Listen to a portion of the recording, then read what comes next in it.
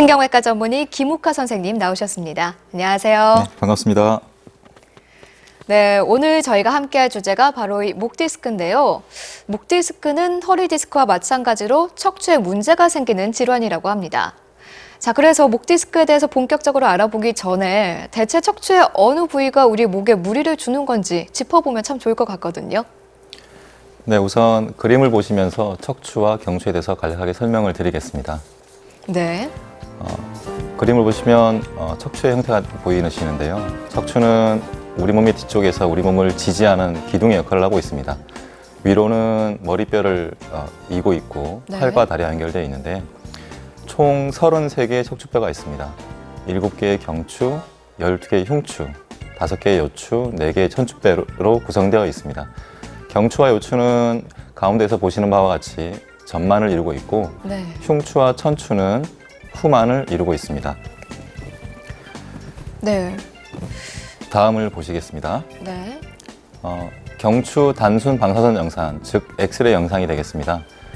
왼쪽에 보이시는 그림이 경추뼈들이 C자 형태를 이루고 있는 정상적인 경추 전만이 되겠습니다. 가운데는 경추뼈들이 일자 형태를 이루고 있는 흔히 말하는 일자목 또는 거북목이 되겠고요. 가장 오른쪽에 보이시는 그림은 경추의 곡선이 거꾸로 되어서 나타나는 경추 후만 영상이 되겠습니다. 네. 자, 그러니까 이 목뼈가 앞으로 볼록하게 나온 C자 형태가 정상이고 네. 일자거나 뒤로 볼록하면은 문제가 있는 거네요. 네. 우리가 흔히 디스크라는 말 굉장히 많이 쓰시죠? 목 디스크, 허리 디스크 이렇게 디스크를 그냥 병명으로 알고 있는 분들이 많으신데요. 사실 정확한 병명은 추간판 탈출증이라고 합니다. 자, 근데 이 병명은 알고 있는데요. 추간판이 정확히 뭘 의미하는지는 잘 모르겠거든요. 설명을 해주시겠어요? 네, 추간판은 척추체와 척추체 사이에 있는 연골 조직이므로 수액과 그 수액을 둘러싸고 있는 단단한 띠인 섬유륜으로 구성되어 있습니다.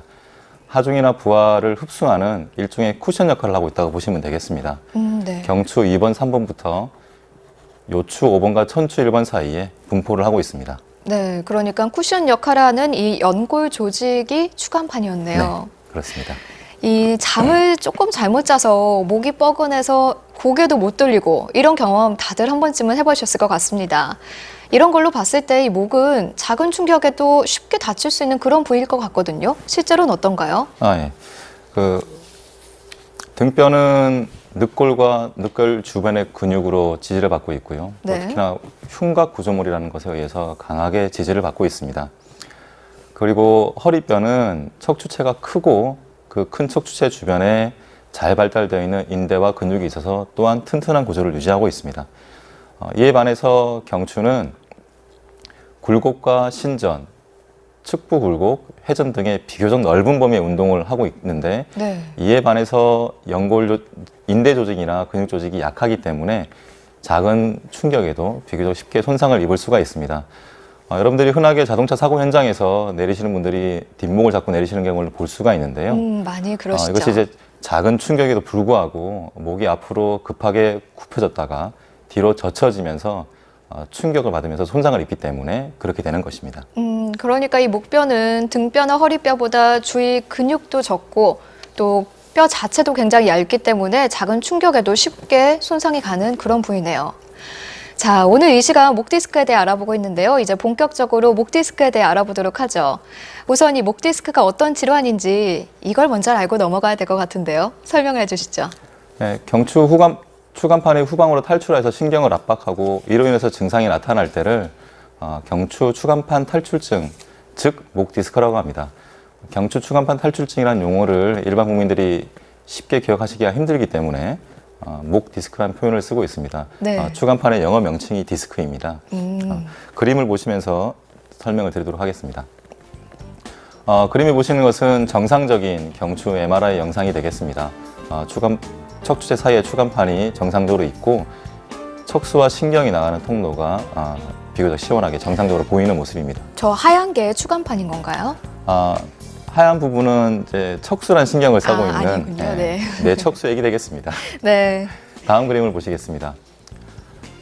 목 디스크에는 두 가지 종류가 있는데요. 그림에서 보시는 바와 같이 물렁한 수액이 느슨해진 섬유를 뚫고 나와서 신경을 누를 때를 연성 목 디스크라고 합니다. 다음 보시겠습니다. 경추에 생기는 퇴행성 변화로 인해서 딱딱한 골격이 발생을 하게 되고 이 골격이 더 자라서 신경을 눌러 증상을 일으킬 때를 경성 목 디스크라고 합니다. 네. 아, 저는 목 디스크라고 하면은 그냥 종류가 딱히 없이 한 가지 그냥 목 디스크다 이렇게 알고 있었는데 그 원인과 증상에 따라서 그러면 이 연성과 경성으로 나뉘는 건가 네, 봐요. 그렇습니다. 뭐 또 다른 차이점이 있을까요? 연성 디스크는 대부분 비교적 젊은 나이에 발생을 합니다. 이에 반해서 경성 목 디스크는 5, 60대에 발생을 하게 되는데요. 네. 증상 또한 연성 목 디스크일 경우에는 급격하게 발생하는 반면에 경성 목 디스크인 경우에는 비교적 서서히 증상이 나타나고 진행하는 그런 경우가 차이점이 되겠습니다. 하지만 증상에 있어서는 두 디스크 모두 신경근이나 척수 등을 눌러서 문제를 일으키기 때문에 비슷하다고 볼 수 있겠습니다. 네. 그런데 이 경성 목 디스크 중에 퇴행성 변화가 많이 생겨서 척수를 눌러서 증상을 유발하는 경우가 있습니다. 이럴 때를 경추 척수병증이라고 하는데요. 그림을 보시겠습니다. 그림에서 보시는 바와 같이 퇴행성 변화로 인한 문제들이 가운데 줄기인 척수를 누르게 되고 이로 인해서 발생하는 문제를 척수병증이라고 합니다. 초기 증상으로는 손이나 발이 저리거나 다리에 힘이 살짝 풀리는 듯한 그런 증상이 나타날 수도 있고 심해지면은 보행장애를 일으키거나 수저질을 할 수 없을 정도로 팔의 힘이 약해지는 경우가 있습니다. 네. 특히 이때는 뇌졸중과 오인하기 쉽기 때문에 주의가 요구되는 상황입니다. 네. 그러니까 이 연성 목 디스크와 경성 목 디스크의 기본적인 증상은 비슷한데 연성은 비교적 젊은 나이에 갑자기 증상이 나타나는 거고 경성은 노년층에서 증상이 서서히 또 점진적으로 그렇습니다. 나타나는 특징이 있는 거네요. 요즘에 이 스마트폰과 컴퓨터 사용이 늘어나면서 때문인지 이 젊은 나이임에도 목 디스크를 호소하는 분들이 굉장히 늘고 있습니다. 목 디스크의 원인은 어디에 있다고 봐야 할까요? 나이가 들면서 추간판, 디스크가 약해지는 퇴행성 변화로 인한 것이 가장 주요한 원인이 되겠습니다. 특히 이제 디스크는 다른 관절들에 비해서 비교적 젊은 나이부터 퇴행성 변화가 나타난다고 알려져 있습니다. 네. 이뿐만 아니라 어떤 반복적인 자세나 중노동 또는 부상 등으로 인해서도 디스크가 발생할 수도 있습니다. 특히 학생이나 사무실 종사들처럼 하루 종일 고개를 푹 빼거나 숙인 채로 책상이나 앉아서 컴퓨터를 보고 공부를 하시는 경우가 있는데 이런 잘못된 자세가 문제가 될 수 있고 특히 요즘 스마트폰이나 태블릿 PC 등이 많이 사용이 되면서 휴식이나 이동 중에도 고개를 푹 숙이는 경우가 많이 있습니다. 이런 잘못된 자세가 지속적으로 반복될 때에 목 디스크가 발생할 수 있습니다. 네. 자, 이 목 디스크가 생기면 저는 그냥 목에만 좀 통증이 있을 것 같은데요. 실제로는 안 그렇다고 하더라고요. 이 목 디스크가 생겼을 때 나타날 수 있는 증상, 어떤 것들이 있을까요? 대부분 분들이 목 디스크 그러면 목의 통증을 말씀하시는데요. 목 통증 없이도 목 디스크의 증상이 나타날 수가 있습니다. 네. 팔이나 손에 통증이나 감각이 둔해지는 것, 그리고 근력 약화 등이 있을 수가 있습니다. 그리고 드물지만 디스크가 척수를 눌러서 다리에 힘이 빠지거나 대소변 기능 장애가 나타날 수 있는 경우도 있습니다. 그림을 보시면서 조금 더 자세히 설명을 드리겠습니다. 네. 경추 추간판 탈출증 목 디스크는 흔히 경추 5, 6번관과 경추 6, 7번관 사이에 가장 많이 발생을 합니다. 그림에서 보이시는 부분이 이제 경추 5, 6번 목 디스크일 때 나타나는 통증의 분포들을 보시는 건데요. 네. 팔, 저 손끝까지도 견갑골 가네요. 주변과 목 쪽에서부터 시작을 해서 이두박근을 따라 전완의 외측 그리고 엄지손가락 쪽으로 통증이나 저림감이 발생할 수 있고 이두박근에 근력 저하가 나타날 수 있습니다. 네. 경추 6, 7번인 경우에는 경추 5, 6번에서 보시는 것보다는 조금 더 후외측으로 통증의 분포도가 다르다고 보시면 되겠고 삼두박근을 지나서 전완의 후외측부 가운데 중지손가락 쪽으로 통증이 나타나는 경우가 있고 삼두박근에 근력 저하가 나타날 수가 있습니다. 네. 지금 그림을 보면요. 이 색칠이 엄지손가락과 검지 쪽에만 되어 있는데요. 네네. 나머지 손가락엔 그럼 별로 통증이 나타날 가능성이 없는 건가요? 네. 경추 5, 6번간 목 디스크일 경우에는 엄지와 검지의 통증이 주로 분포를 하게 되고요. 네. 다른 부위의 통증은 다른 부위의 목 디스크와 연관이 있다고 알려져 있습니다. 네, 생방송 건강클리닉 오늘은 목 디스크라는 주제로 신경외과 전문의 김옥화 선생님 모시고 함께하고 있습니다. 여러분을 위한 2대의 상담 전화 준비되어 있는데요. 259개 5100번, 5200번 열려 있으니까요. 보시면서 궁금한 점 있으시다면, 평소에 목에 통증이 있으시다면 상담 전화로 해결해 보시면 좋을 것 같습니다. 네, 계속해서 이제 척추 질환 대부분이 이 척추에 무리를 주는 나쁜 자세, 이게 가장 큰 원인이라고 많이 알려져 있죠.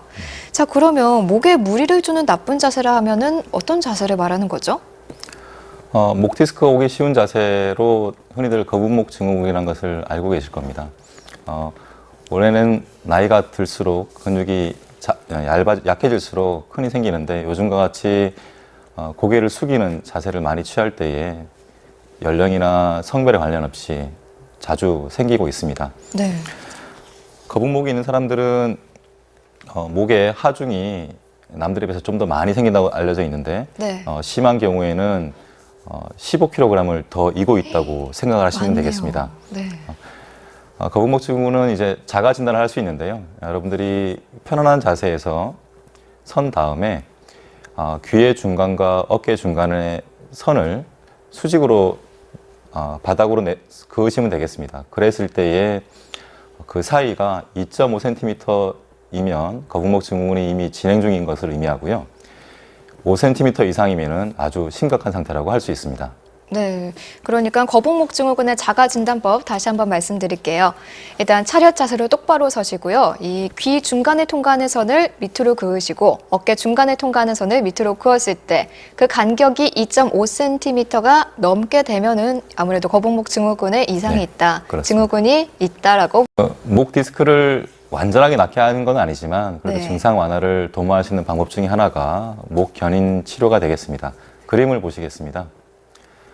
이전에는 턱과 머리 주변을 감싸서 목을 당기는 그런 치료를 하였는데 네. 최근에는 이제 그림에서 보시는 것처럼 턱을 이렇게 들어주면서 척추체와 척추체 사이에 생기는 부하를 감소시켜서 신경근이 눌리는 압박을 좀 해소하여 증상을 완화시키는 방법이 있습니다.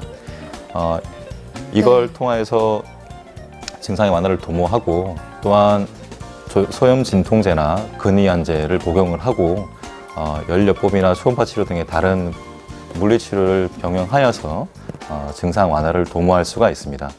이런 것들이 효과가 있으면 3에서 6주가량 시행을 더 하게 됩니다. 네. 저는요, 그냥 목 교정이라고 해서 좀 간단하게 이렇게 싸는 건지 알았는데 굉장히 부담스러운데요. 저걸 매일 집에서 하고 있어야 되는 건가요? 만약에 증상이 있으신 분들이라면 이런 치료를 하루에 한 2번 내지 3번 정도, 한 5분 정도씩 할 때마다 하시는 게 효과가 있겠습니다. 계속 하고 계시는 건 아닙니다. 네, 다행이네요. 네. 근데 이렇게 물리치료를 하고 또 약물치료를 해도 호전이 되지 않는다면 그때는 수술할 수밖에 없을 것 같은데요. 수술이 필요한 경우들은 어떤 경우들이 있을까요? 네, 방금 말씀드린 그런 비술적인 치료를 3개월 이상 하여도 증상이 지속되는 경우, 네.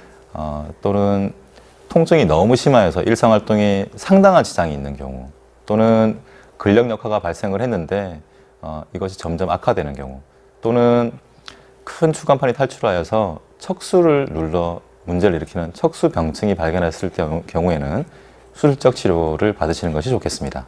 네. 근데 이 수술이란 게 참 겁나잖아요. 그래서 피하고 싶고 어떻게든 안 하고 싶은데 수술 방법 좀 좋은 게 있나요?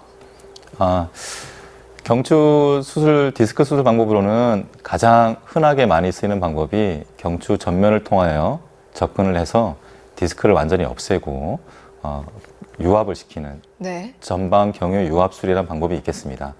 그림을 보시면서 제가 설명을 드리겠습니다. 네. 왼쪽에 보시는 방법이 디스크를 다 없앤 다음에 네. 작은 상자를 집어넣어서 유압을 하는 방법이 되겠고요. 오른쪽에 보이시는 그림은 경추뼈 앞에다가 작은 판은까지 대서 그릴을 통하여서 나사못으로 고정을 하는 네. 그런 방법이 되겠고요.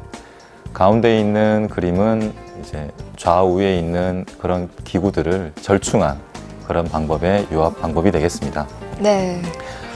다음 그림을 보시겠습니다. 이것은 이제 경추 인공 디스크, 인공 목관절 수술이 되겠습니다.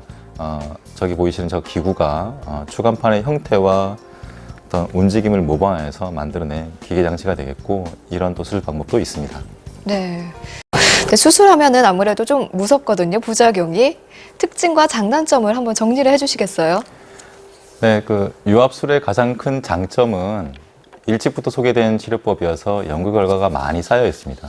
좋은 결과들이 쌓여 있고요. 그래서 경추 수술의 가장 전형이 되겠습니다. 그런 네. 장점이 있는 반면에 유압술 이후에 인접 분절에 퇴행성 변화가 빨라진다는 연구 결과가 있습니다. 5년이 경과했을 때 약 20% 정도에서 퇴행성 변화가 빨리 일어나다고 되어 있는데요. 또한 유압술의 단점은 그 유압, 그러니까 굳힌다는 의미가 되겠는데, 그 부분에 움직임이 사라진다는 것입니다. 이런 두 가지의 유압술의 단점을 보완하기 위해서 나온 것이 인공 목 디스크가 되겠습니다. 목을 움직여줄 수 있는 그런 중요한 장점이 있는데, 가격이 아직은 비쌉니다. 네. 그리고 10년 이상의 장기적인 연구 결과가 없기 때문에 단점으로 지적을 받게 됩니다. 그런데 이제 인공 목 디스크는 아무나 하는 것은 아니고요. 금기해야 될 부분이 있습니다. 18세 이하이거나 65세 이상, 또는 골다공증이 심한 경우, 또는 골극 등을 포함한 퇴행성 변화가 심한 경우, 또는 척수병증이거나 불안정성이 있는 경우에는 인공 디스크 관절을 하지 않는 것이 좋겠습니다. 네. 선생님의 설명을 들어보니까요, 이 유압술은 좀 여러 가지 단점이 있는 것 같고요. 인공 목관절 수술은 할 수 없는 분들이 존재하시잖아요. 그럼 이 외에 또 다른 수술 방법이 있어야 될 것 같은데요. 다른 또 다양한 수술 방법이 있는데, 그중에 제가 오늘 한 가지 더 말씀드릴 것은 경피적 내시경하 추간판 제거 수술이라는 방법이 되겠습니다. 네. 1990년대 이후부터 이제 경피적으로, 쉽게 얘기해서 피부 바깥에서 관만 넣어서 목 디스크를 치료하는 방법이 되겠는데요. 네. 상처가 작고 회복이 빠른 장점이 있는 반면에 목 내부에 중요한 구조물들이 많기 때문에 손상으로 인한 큰 부작용을 입을 수가 있습니다. 그래서 이제 고도의 숙련도가 요구되는 방법이 됩니다. 제가 그림을 보면서 잠깐 설명을 드리겠는데요. 왼쪽에 보이시는 그림이 이제 목 전면을 통하여서 가느다란 관을 집어넣은 모습이 되겠습니다. 손가락을 이용하여서 목 내의 구조물들을 조심스럽게 밀면서 이제 저런 관을 넣게 되는데요. 네. 오른쪽에 보시면 이제 그 관을 통하여서 내시경을 집어넣고, 그 내시경으로 직접적으로 병변을 보면서 추간판 디스크를 제거하게 됩니다. 네, 그것을 이제 위치를 확인하는 그 그림을 이렇게 엑스레이로 찍어 놓은 곳이 되겠습니다. 네. 근데 이런 이제 경피적 내시경화의 추간판 수술은 아무나 할 수 있는 것은 아니고요. 연성 디스크이면서 네. 추간판 사이 간격이 약 3mm 이상이고 골격이 좀 적은 그런 경우에 할 수가 있겠습니다. 지금 보시는 그림이 이제 실제 사례가 되겠는데요. 왼쪽에 보이시는 저렇게 이제 척추관 쪽으로 툭 튀어나와 있는 저 디스크를 네. 경피적인 내시경 방법을 통하여서 제거한 모습이 되겠습니다. 네. 자, 생방송 건강클리닉 오늘 김욱하 선생님 모시고 목 디스크에 관해서 알아봤는데요. 끝으로 시청자분들께 한 말씀 해주시죠. 네. 말씀 많이 들어주셔서 감사합니다. 말씀을 드렸다시피 항상 문제가 있을 때에 그 문제의 원인을 빨리 찾고 해결을 하시는 것이 중요합니다. 흔히들 병원만 가면은 수술한다, 수술하라 그런 말씀을 듣는다고 하시는데요. 그렇지 않습니다. 여러분들이 느끼시는 문제의 원인을 정확히 저희가 밝혀내고 다양한 비술적인 치료 방법도 많기 때문에 그런 두려움 없이 병원을 찾아주셔서 더 큰 화를 부르기 전에 일찍 치료를 받으시기 바랍니다. 네. 감사합니다. 오늘 말씀 고맙습니다. 감사합니다.